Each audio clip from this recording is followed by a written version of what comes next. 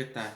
Este es mi video para cumplir con el requisito de la clase de eclesiología del pastor José Pérez de la Escuela Cristo para las Naciones. Y el tema que yo escogí es el decreto de atar y desatar. ¿Es bíblico? Y para eso quiero que nos vayamos a tres pasajes importantes para el estudio y las conclusiones que vamos a sacar de ese tema. El primer pasaje viene en Mateo capítulo 16 versículo 19, que dice: y a ti te daré las llaves del reino de los cielos, y todo lo que atares en la tierra será atado en los cielos, y todo lo que desatares en la tierra será desatado en los cielos. El segundo pasaje viene en Mateo capítulo 18 versículo 18 al 20. De cierto te digo que todo lo que atéis en la tierra será atado en el cielo, y todo lo que desatéis en la tierra será desatado en el cielo. Y el tercer pasaje viene en Marcos capítulo 3 versículo 27, que dice: ninguno puede entrar a la casa de un hombre fuerte y saquear sus bienes si antes no le atan, y entonces podrá saquear su casa. La iglesia contemporánea ha hecho mucho uso de las declaraciones de fe, atar y desatar, pero ¿realmente se le está dando el uso correcto? Hemos visto que es el pan de cada día en la boca de cada persona. En las congregaciones hay cultos especiales de la llamada guerra espiritual, donde hacen muchas declaraciones de poder, argumentando que Dios les dio autoridad, y entre esas prácticas se menciona mucho el atar a los demonios, echarlos al abismo, desatar las bendiciones en la iglesia, desatar la prosperidad en la vida del creyente, en fin, desatar un sinnúmero de bendiciones para el creyente y atar todo lo que perjudica al cristiano, como la enfermedad, el hambre, el espíritu de pobreza, por mencionar algunos. Pero, ¿esto es bíblico? El primer argumento es Mateo 16, versículo 19. En este pasaje Jesús está teniendo una conversación con sus discípulos. Desde el versículo 13 Jesús pregunta a sus discípulos: ¿quién dicen los hombres que es el Hijo del Hombre? Y Pedro, después de escuchar a los demás, respondió: Jesús es el Cristo. Y Jesús le dijo a él específicamente que le daría las llaves del reino, y lo que atar en la tierra será atado en los cielos, y lo que desatar en la tierra será desatado en los cielos. Es decir, este pasaje se está refiriendo exclusivamente a Pedro, como vimos en la clase. Ni siquiera a los discípulos les dijo tales cosas. Se podría argumentar que en este mismo pasaje Jesús habla de la iglesia cuando le dice a Pedro: y sobre esta roca edificaré mi iglesia, y por tanto en extensión pudiera aplicarse a la iglesia lo de atar y desatar. Sin embargo, inmediatamente después de mencionar a la iglesia, Jesús vuelve a dirigirse con Pedro de manera específica y le dice: a ti, Pedro, te daré las llaves del reino. Me ha tocado escuchar de viva voz a personas que refieren este pasaje a la iglesia, y por lo tanto hacen declaraciones de atar y desatar, y lo interpretan de la siguiente manera: a la iglesia se le dijo: las puertas del Hades no prevalecerán contra ella. Las llaves del reino es la palabra de Dios, que es a través de ella que podemos conocer a Cristo, de acuerdo a lo que dice Romanos 10:14. Y el acceso, o sea, la llave que se le dio a Pedro, que nos da entrada al reino, estas mismas llaves también las tiene la iglesia, porque a través de la iglesia, que es el cuerpo de Cristo, es predicado el mensaje de salvación. O sea, es decir, que las llaves que Jesús le dio a Pedro es el evangelio, y ese evangelio es el mismo que tiene la iglesia. Por lo tanto, la iglesia también tiene las llaves, y por lo tanto también puede atar y desatar. Entonces, también en ese mismo pasaje se está hablando de que el Hades no prevalecerá contra la iglesia. Entonces la autoridad de atar y desatar de la iglesia es absoluta. Esto es lo que mencionan algunas personas con las cuales yo he hablado, y, y de las cuales tienen estas prácticas. El segundo argumento es Mateo capítulo 18, versículo 18 al 20. El contexto del pasaje se refiere al proceso que se debe seguir cuando surge un problema entre dos miembros de la iglesia. Si tu hermano peca contra ti, ve y repréndelo a solas. En caso de que no entienda, ve con 2 o 3 testigos. Y si no entiende aún, dile a la iglesia. Y si aún todavía no entiende, se le tratará como un gentil y publicano. Inmediatamente después se dice que todo lo que ates en la tierra será atado en los cielos, y todo lo que desates en la tierra será desatado en los cielos. Los versículos posteriores hacen referencia a ponerse de acuerdo en pedir algo en el nombre de Jesús, y donde estén congregados 2 o 3 en su nombre, ahí está Jesús. Y después, al final, Pedro le preguntó a Jesús cuántas veces tiene que perdonar a su hermano, y Jesús le respondió 70 veces 7. Aquí, en este pasaje, no se muestra nada que haga referencia al Hades, que, que haga referencia al Evangelio o a Satanás.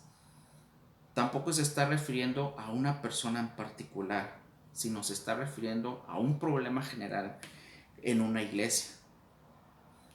Al parecer, este pasaje muestra como una serie de pasos para solucionar un conflicto. Hablar con el agresor, si se arrepiente, perdónalo. En caso de que no escuche, habla con él delante de 2 o 3 testigos. Si no quiere entender, que se amoneste por toda la iglesia, y si aún no entiende, que lo tengan por gentil y publicano.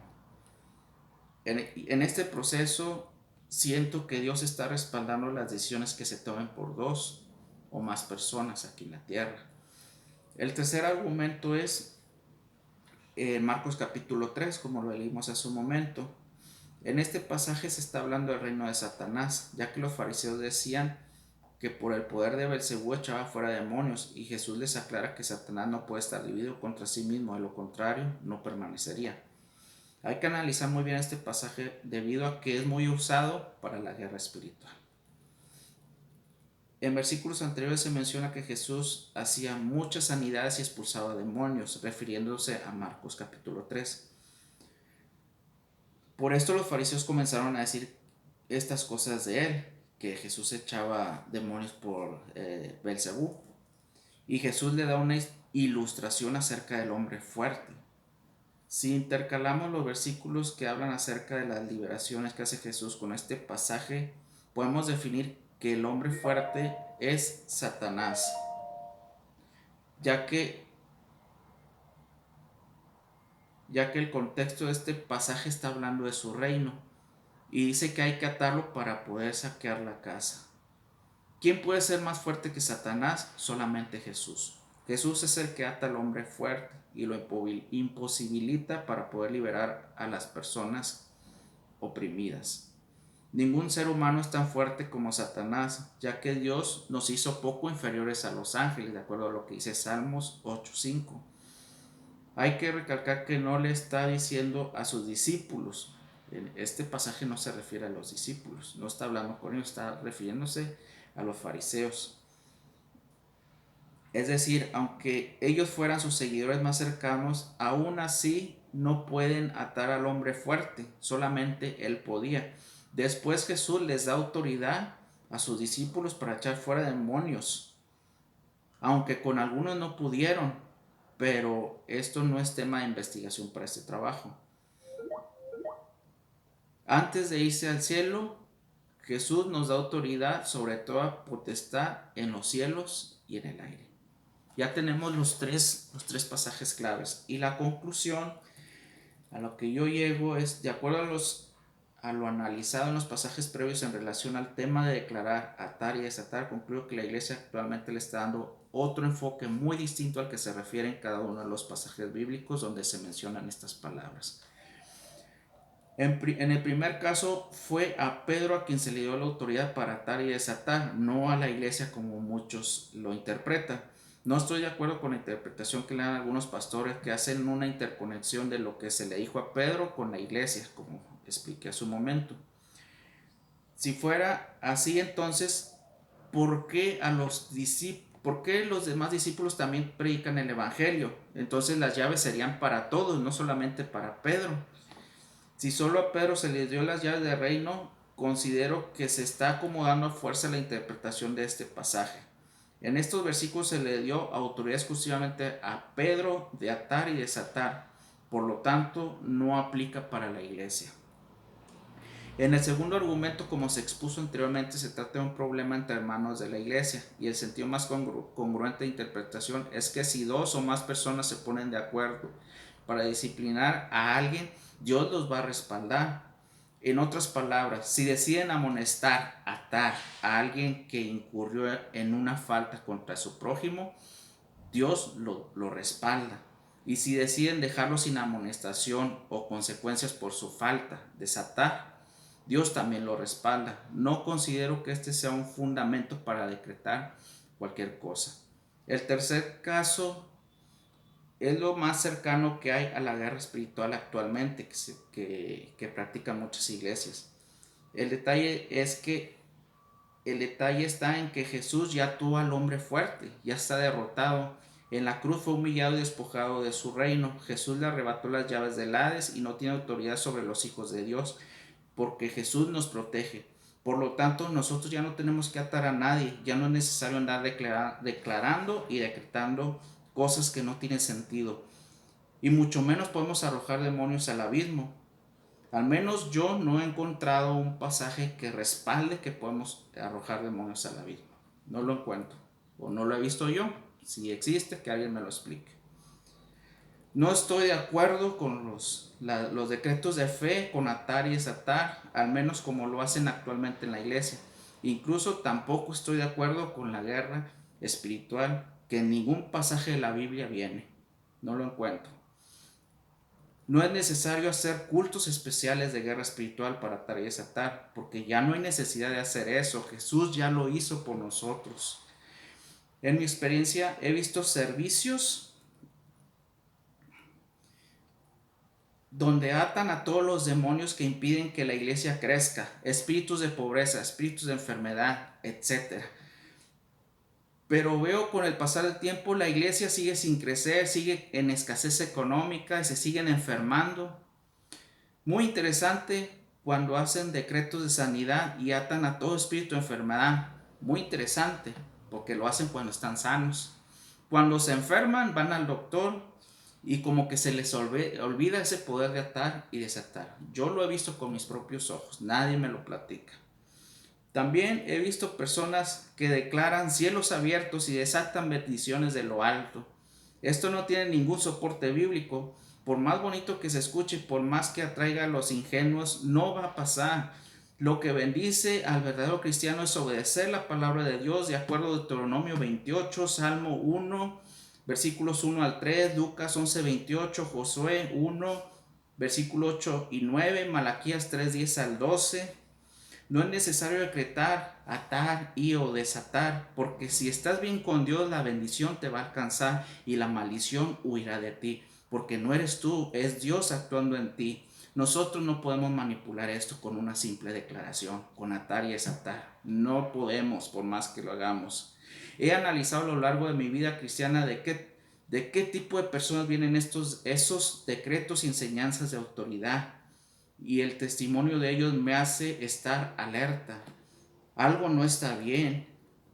Normalmente son personas emocionales que no leen la Biblia, manipuladores, no tienen buen testimonio, inconstantes, entre otras cosas. Aclaro, no todos son así. Hay personas que son cristianos íntegros que de todo corazón buscan a Dios. No es la totalidad. Sin embargo, puede ser la generalidad. Tampoco comparto la idea de atar todo lo que me dé la gana, porque mi boca tiene poder, porque antes de mi voluntad siempre va a estar primero la voluntad de Dios por encima de la mía. Y si yo decreto o ato algo que va en contra de la voluntad de Dios, yo estoy mal. O viceversa. Si yo desato algo que está en contra de la voluntad de Dios, yo soy el que está mal. Yo no soy Señor de la creación, Dios sí.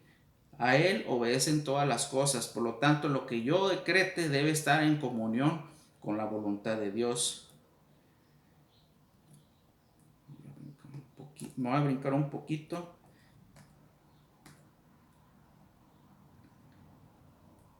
¿Podemos declarar sanidad? Sí, porque la palabra Dice que Jesús cargó con nuestras enfermedades, Isaías 53:4. Podemos declarar cielos abiertos cuando diezmamos, sí, de acuerdo a Malaquías 3:10. Declarar la palabra de Dios, claro que sí, pero atar y desatar lo que se me ocurra nada más porque mi boca tiene poder, claro que no. No podemos declarar que el cielo sea rosa o verde, ni siquiera podemos agregar un codo a nuestra estatura. Jesús mismo, cuando estaba en el huerto de Getsemaní, solamente dijo: Padre, no se haga mi voluntad sino la tuya. Me pregunto, Jesús tenía toda la autoridad para atar y desatar, ¿por qué no lo hizo? Cuestionémonos todo esto y analicemos bien si estamos haciendo las cosas correctas o incorrectas. Dios los bendiga, y como todo ser humano yo estoy expuesto a la crítica y también me puedo equivocar.